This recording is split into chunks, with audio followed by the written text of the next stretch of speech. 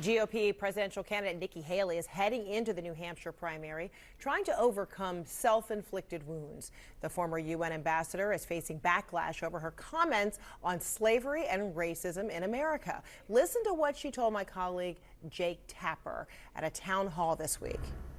First of all, I will tell you, when you look at, the Declaration of Independence, it was that men are created equal with unalienable rights, right? That was what we all knew. But what I look at it as is I was a brown girl that grew up in a small rural town. We had plenty of racism that we had to deal with. But my parents never said we lived in a racist country. And I'm so thankful they didn't.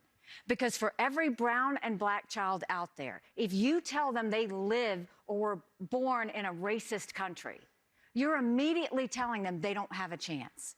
And my parents would always say, you may have challenges. And yes, there will be people who are racist, but that doesn't define what you can do in this country. And so I think it's important that we tell all kids that, look, America is not perfect. We have our stains. We know that.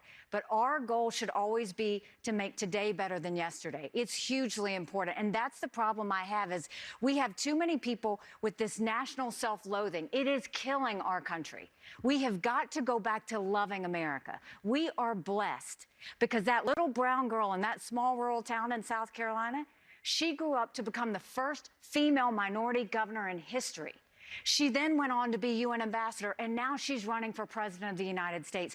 I want every brown and black child to see that and say, no, I don't live in a country that was formed on racism. I live in a country where they wanted all people to be equal and to make sure that they had life, liberty, and the pursuit of happiness. Okay, but just to push back a bit, because I was a history major in New Hampshire, you're talking about the ideals of America. But America was founded institutionally on many racist precepts, including slavery. But when you look, it said all men are created equal. I think the intent was to do the right thing. Now, did they have to go fix it along the way? Yes, but I don't think the intent was ever that we were going to be a racist country. The intent was everybody was going to be created equally. And as we went through time, they fixed the things that were not all men are created equal. They made sure women became equal too. All of these things happened over time. But I refuse to believe that the premise of when they formed our country was based on the fact that it was a racist country to start with. I refuse to believe that. I have to know in my heart and in everybody's heart that we live in the best country in the world, and we are a work in progress, and we've got a long way to go to fix all of our little kinks. But I truly believe our founding fathers had the best of intentions when they started, and we fixed it along the way, and we should always look at it. All right, joining me right now is CNN senior writer John Blake. John, great to see you. You wrote a piece for CNN.com about what is now the 15-year anniversary of President Obama's first inauguration, and that article is, currently the top story on CNN's homepage, and we'll talk about that in a moment. And the promise that people felt about race during that time of Obama's inauguration. So I wonder, your assessment of Haley and her comments today and what she meant by that, how she kind of brings together sort of an acknowledgement of racism, right? She says, I grew up in Bamberg, South Carolina. I had moments of racism, but then saying it's her preference not to see racism. Yeah, I think on one level, what she says about the country never being racist is absurd from a historical point of view. I mean, clearly the country was racist. White supremacy was a norm in our past. Slavery, Jim Crow, the very formation of the country was forged in racism. I mean, Native Americans were here and they were displaced. But so what she's saying from a historical point of view does not make sense. But from a political view, it makes all the sense in the world to me that she would stumble upon that question, because in the Republican Party, in the MAGA world, they have a different view of racism.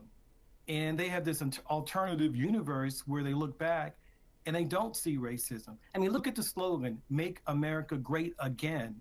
the assumption in that slogan is that the country was once great. Well, for whom and when? And when you ask that question, you have to deal with slavery. You have to deal with Jim Crow. So one of the best ways you deal with that, if you're a GOP politician, is you ignore it, you minimize it, you rationalize it. So what happens, though, when someone asks you a direct question, you're in the habit of ignoring it and minimizing it, what will come out is the kind of answer that Nikki Haley gave. So it's really interesting because, you know, she said this week, and then here today we're hearing the endorsement from South Carolina Senator Tim Scott of South Carolina, and there are, you know, some real similarities too on how Haley and Scott have kind of approached this whole idea. They've both been asked about racism in America, and you've heard from Scott, who essentially uses himself as an example of, if I was able to, you know, ascend, if I was able to reach this, then it certainly can't come from a society that anybody would want to call oppressive or racist. So talk to me why Haley and a Scott, you know, who have lived the experience, right? But why they profess that this rosier view, how is this advantageous for the party, for them as political leaders? How is this advantageous for the country? Yeah, they cannot go high in GOP circles by saying or implying that racism is other than isolated incidents that occur between people. So they have to tell a certain story about racism, and then you know, typically in GOP circles, there's this tremendous difference between how they define racism and others. And for them, racism is, you know, the Jim Crow sign, somebody called me a bad word, but I rose above it. But any acknowledgement that racism is more than that racism might be systemic, that it might involve the justice system, that it might involve housing and all these things, if they talk in those terms, they will not get far in GOP circles, because the GOP party, they do not subscribe to that definition of racism. So what you have to do, if you're a person of color, you have to use yourself as an example of, hey, this country can't be racist because look at me, look at my story.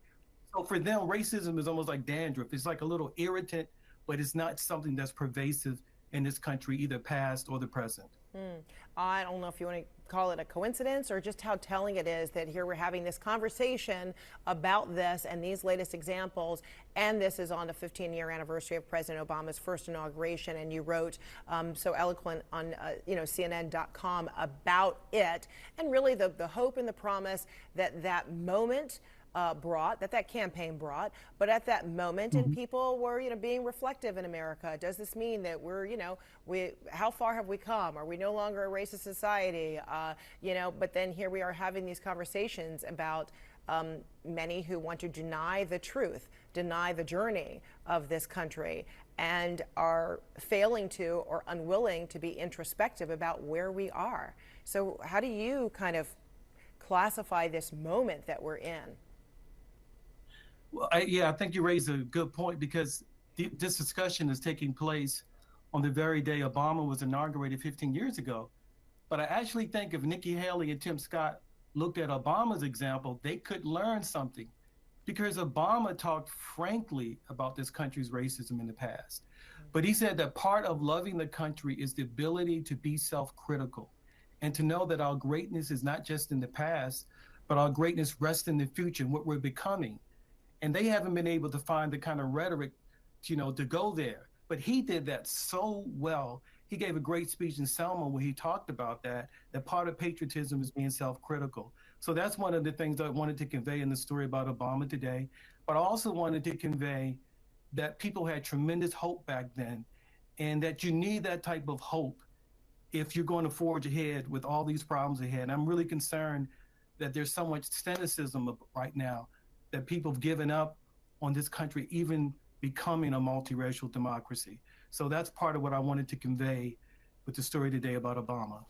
You did it so beautifully done. So beautifully done. John Blake, and again, right here on the air as well with us. Thank you so much. Great to see you. Thank you.